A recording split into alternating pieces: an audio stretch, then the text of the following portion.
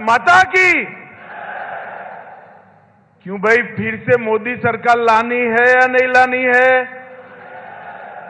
अगर मोदी सरकार लानी है तो ऐसा आवाज नहीं चलेगा। मेरे साथ दोनों हाथ उठाइए।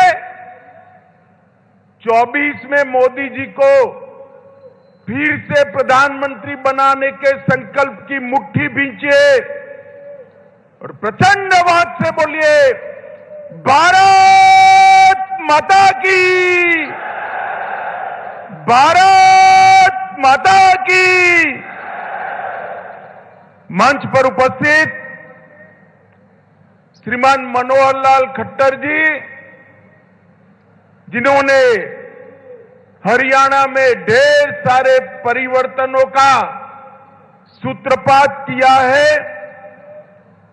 मेरे साथ मंच पर उपस्थित हरियाणा भारतीय जनता पार्टी के अध्यक्ष और सांसद श्रीमान नायब सिंह सैनी जी, हरियाणा के गृह और स्वास्थ्य मंत्री भाई अनिल विज जी, मेरे मित्र और हरियाणा के प्रभारी सांसद श्रीमान विप्लव देव जी, केंद्रीय मंत्री परिषद में मेरे साथी राव इंद्रजीत सिंह जी, हरियाणा के मंत्रिमंडल के सदस्य श्रीमान कंवरपाल जी, बनवारी लाल जी, मूलचंद शर्मा जी, बहन कमलेश ढांढा जी, जेपी दलाल जी, कमल गुप्ता जी, संदीप सिंह जी और आज यहां पर बैठे हुए सारे सांसद विधायकगण और हरियाणा के हर जिले से आए हुए, इस अंत्योदय सम्मेलन में आए हुए प्यारे भाइयों बहनों माताओं और मेरे जिगर के टुकड़े जैसे युवा मित्रों को मेरा नमस्कार। सबसे पहले मैं हरियाणा की इस पावन धरती को प्रणाम करना चाहता हूं और आज तो मैं करनाल आया हूं। महान दानेश्वरी वीर योद्धा अमर कीर्ति के मालिक कर्णदेव की इस भूमि पर मैं कर्णदेव को याद कर प्रणाम सबसे पहले करना चाहता हूं। मित्रों, ये हरियाणा की भूमि किसानों की भूमि है, वीरों की भूमि। देश की सेनाएं और सुरक्षा बलों को सूची को उठाकर देख ले, देश के लिए अपना जान देने वाले लोगों की सूची उठाकर देख ले तो मेरा हरियाणा पूरे देश में नंबर 1 पर आता है, नंबर 1 पर आता है। यही हरियाणा है जहां गीता को भगवान श्री कृष्ण ने करोड़ों लोगों के कल्याण के लिए उद्घोषित किया। यही हरियाणा है जो कृषि और डेयरी का कीर्तिमान गढ़ने वाला राज्य बना और यही हरियाणा है जो भारत की भूख मिटाने के लिए अन्न का भंडार बनकर समग्र देश के गरीबों के पेट में अन्न पहुंचाने का काम करता है। ये हरियाणा की भूमि को मैं बार बार प्रणाम करता हूं। मित्रों, आज 5 नई जन कल्याणकारी योजनाएं हैं। उसमें एक योजना है मुख्यमंत्री तीर्थ यात्रा योजना। मैं आप सभी को कहता हूं कि हम सब देश भर के लोग सालों से राह देखते थे, मांग भी करते थे और प्रभु प्रार्थना भी करते थे कि 550 साल से अपमानित अवस्था में बैठे हुए रामलल्ला को अपना भव्य मंदिर मिल जाए। मुझे बताओ माताओं, भाइयों, बहनों, अयोध्या में मंदिर बनना चाहिए था या नहीं बनना चाहिए था समय पर? एक कांग्रेस पार्टी ने आजादी के इतने सालों तक राम मंदिर को लटका कर, भटका कर, अटका कर रखा। हरियाणा वालों ने मोदी जी को दूसरी बार प्रधानमंत्री बनाया, मोदी जी ने इसका भूमि पूजन किया और 22 जनवरी को उसकी प्राण प्रतिष्ठा भी नरेंद्र मोदी जी करने वाले हैं।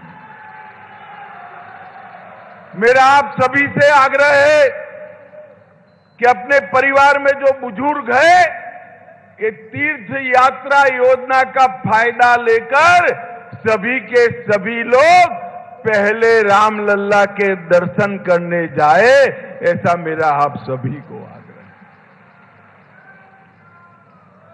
मित्रों, नरेंद्र मोदी सरकार केंद्र में और हरियाणा में मनोहर लाल खट्टर की सरकार, ये दोनों भारतीय जनता पार्टी की सरकार ने देश और हरियाणा को ये 9 सालों में आगे बढ़ाने के लिए कोई कसर नहीं छोड़ी।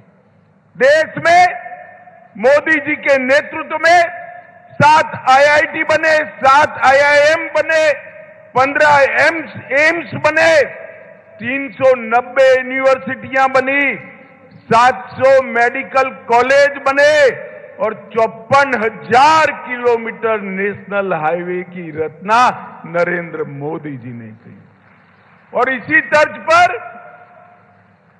मनोहर लाल जी ने हरियाणा में 77 नए कॉलेज बनाए, 13 यूनिवर्सिटियां बनाई, 8 मेडिकल कॉलेज बनाए, 2 नए एयरपोर्ट बनाए, 16 नए अस्पताल बनाए और 28,000 किलोमीटर से ज्यादा इतने छोटे से हरियाणा में 28,000 किलोमीटर से ज्यादा रोड बनाने का काम मनोहर लाल खट्टर सरकार ने।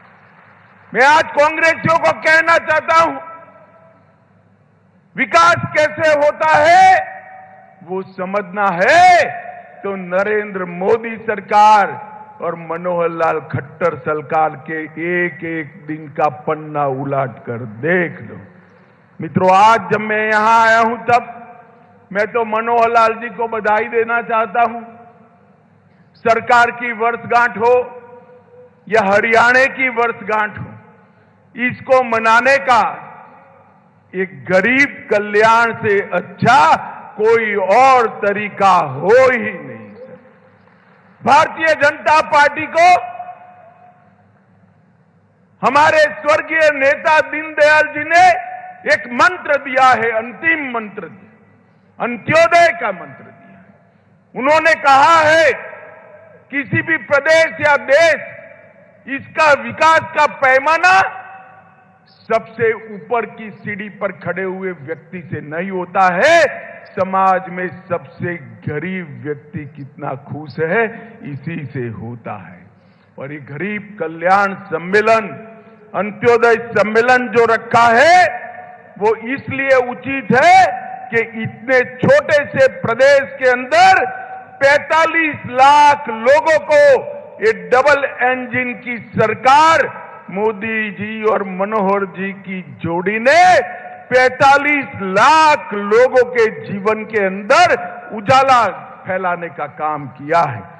उनका एक एक कदम गरीब कल्याण के लिए आगे बढ़ा, एक एक निर्णय गरीब कल्याण के लिए आगे बढ़ा और 40 लाख गरीब परिवारों को ऑटो मोड पर बीपीएल कार्ड देने का, रेशन कार्ड देने का काम मनोहर जी ने सरकार ने किया है। मित्रों, नरेंद्र मोदी सरकार ने 20 लाख किसानों को उनके बैंक अकाउंट में हर साल 6,000 रुपया पहुंचाकर लगभग 4500 करोड़ रुपया हर साल देने का काम नरेंद्र मोदी सरकार ने किया है। 30 लाख से अधिक नल के कनेक्शन दिए गए, 85 लाख से अधिक आयुष्मान भारत के कार्ड और अब इसको चिरायु आयुष्मान भारत में 17 लाख लोग आज नए जोड़ने का काम हमारे नेता और मुख्यमंत्री मनोहर जी ने किया है।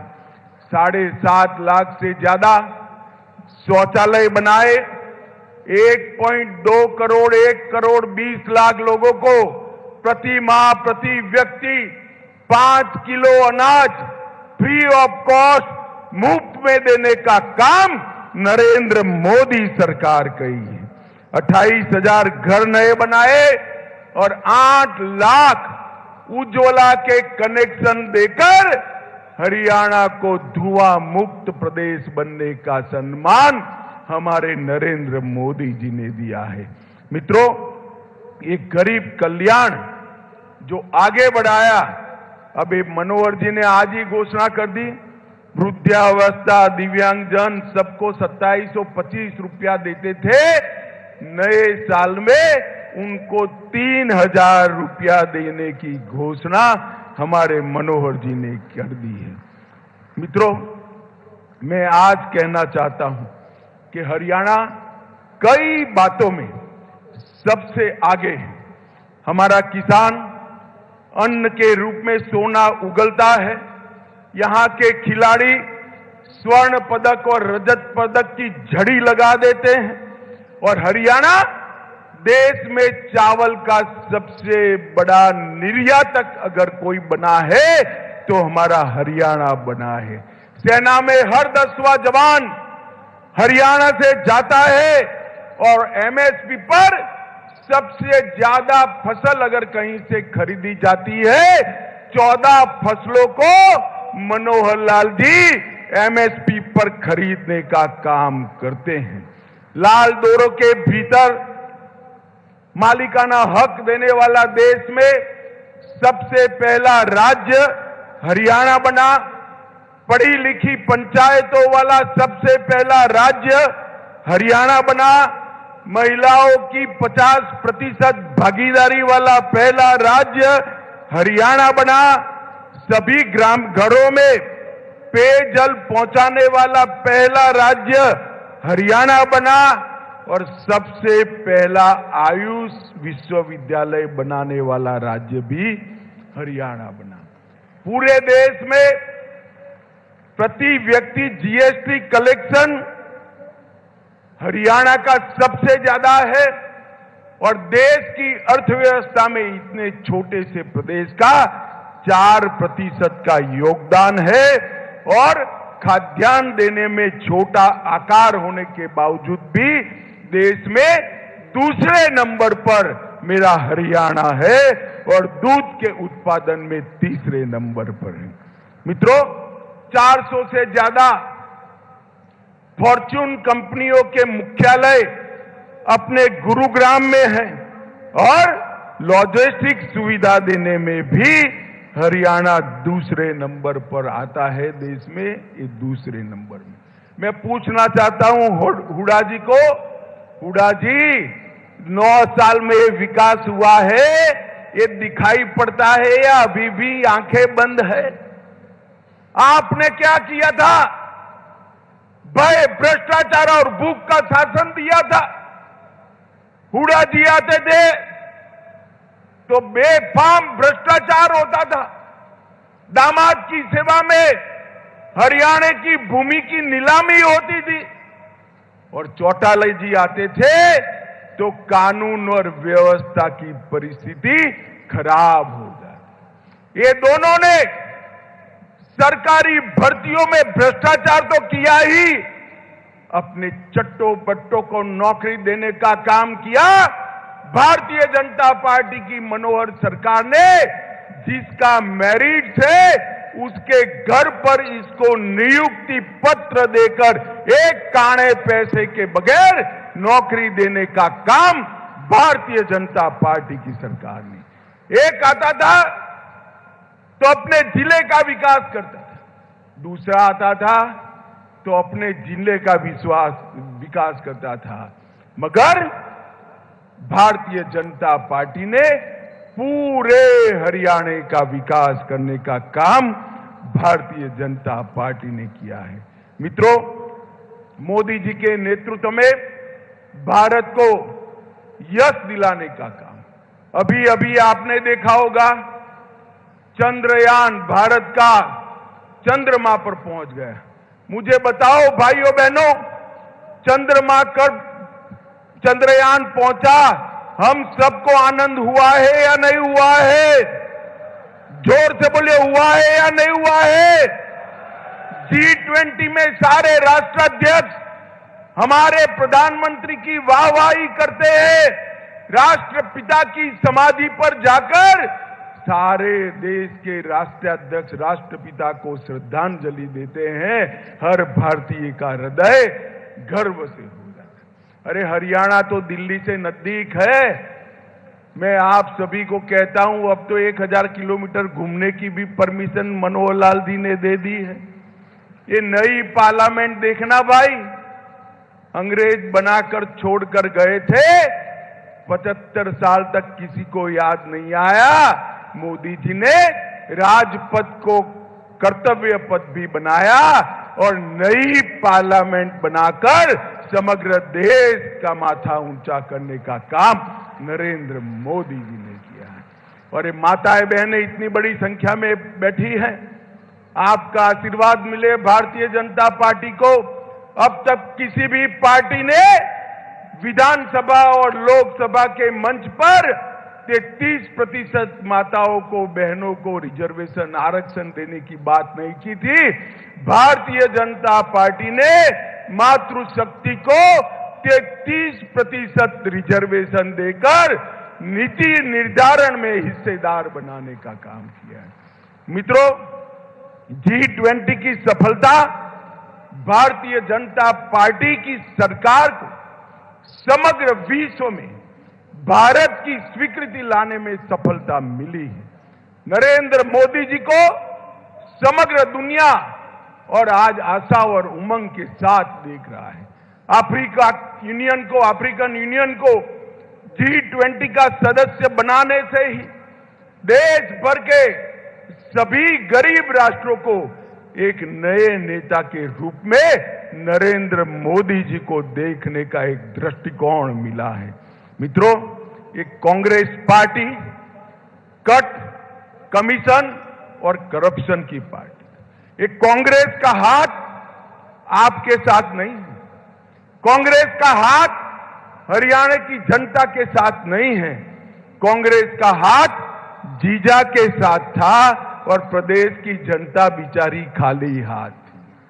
हमारी मनोहर सरकार ने, भारतीय जनता पार्टी की सरकार ने ये 2 कार्यकाल के अंदर हर गरीब की चिंता की, हर गांव की चिंता की, हर बीमार की चिंता की, हर भूखे की चिंता की, हर बच्चे की चिंता की, हर बूढ़े की चिंता करने का काम ये भारतीय जनता पार्टी की सरकार ने किया है। दरबारी दामाद और डीडर की ये 3D सरकार से भारतीय जनता पार्टी ने बहुत बड़ा परिवर्तन लाकर हरियाणा को विकसित राज्य बनाने का काम किया है। मैं फिर से एक बार जोर से ताली बजा जाऊं, मैं मनोहर जी को इसके लिए बहुत बहुत साधुवाद और बधाई देना चाहता हूं। हरियाणा जैसे राज्य में से करप्शन समाप्त करना, भाई भतीजावाद समाप्त करना, हरियाणा जैसे राज्य की कानून और व्यवस्था को ठीक करना बहुत कठिन कार्य था। मनोहर जी ने हंसते हंसते हंसते एक कार्य को ऐसे कर दिया कि लोगों को मालूम भी नहीं पड़ा और हरियाणा खुशहाल हो गया। माताओं, भाइयों, बहनों, अभी अभी मोदी जी के विकास, मोदी जी को देश को सुरक्षित करने का कार्यक्रम और देश को गौरव दिलाने के कार्यक्रम से डरकर एक घमंडिया गठबंधन बना है। 27 राजनीतिक दल इंडी अलायंस बनकर साथ में आए हैं। इनका काम क्या है?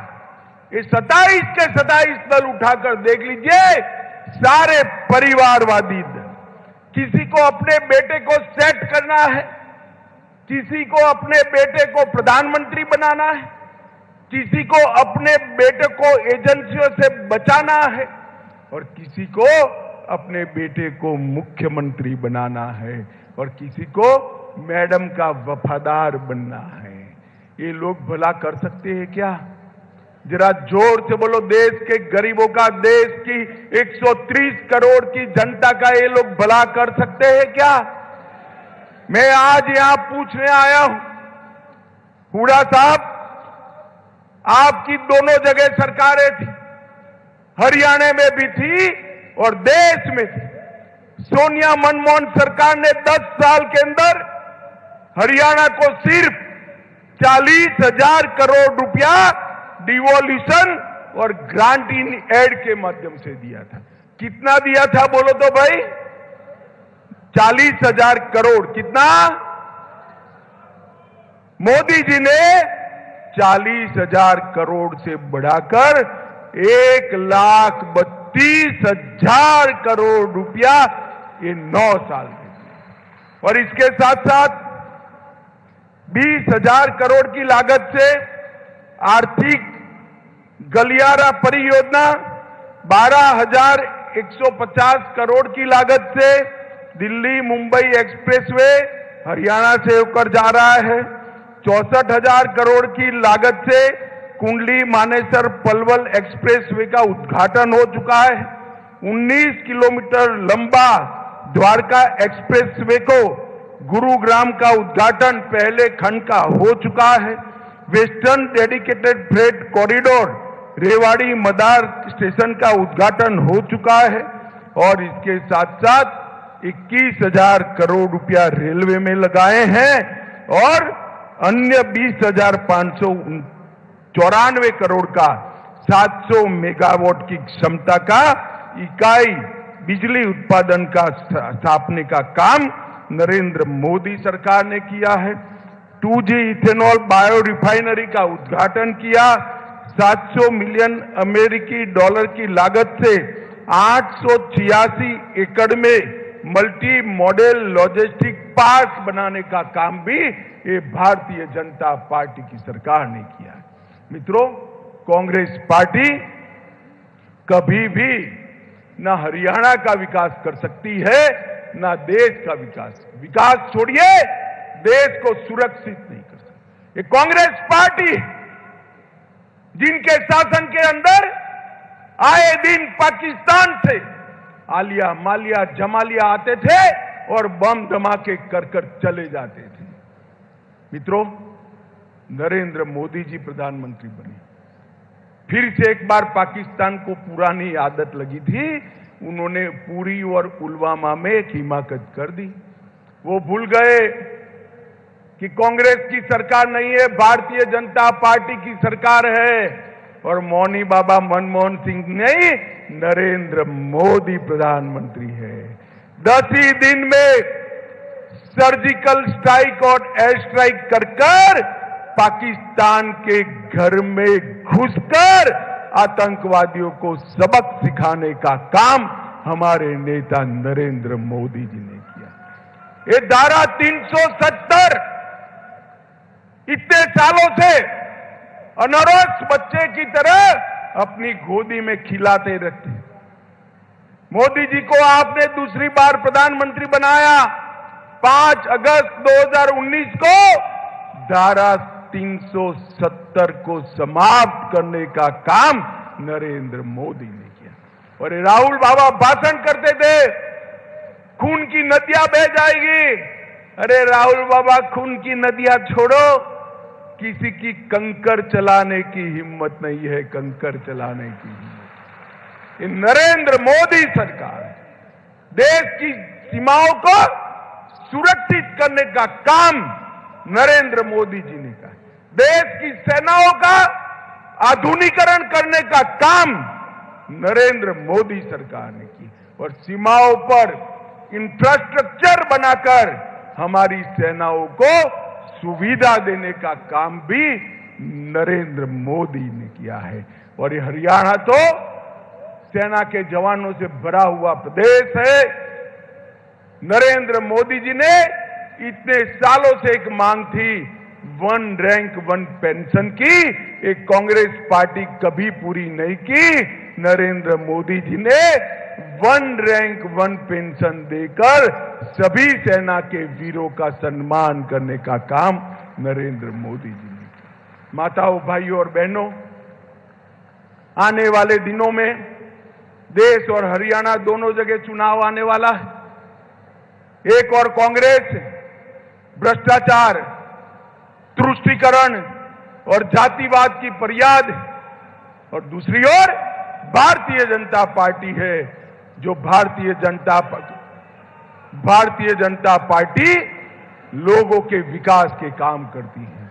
मुझे बताइए, आने वाले चुनाव में फिर से एक बार मोदी जी को प्रधानमंत्री बनाएंगे? जरा जोर से बोलिए, बनाएंगे? कमल के निशान पर बटन दबाएंगे? हरियाणा की सभी सीटों पर कमल खिलाएंगे?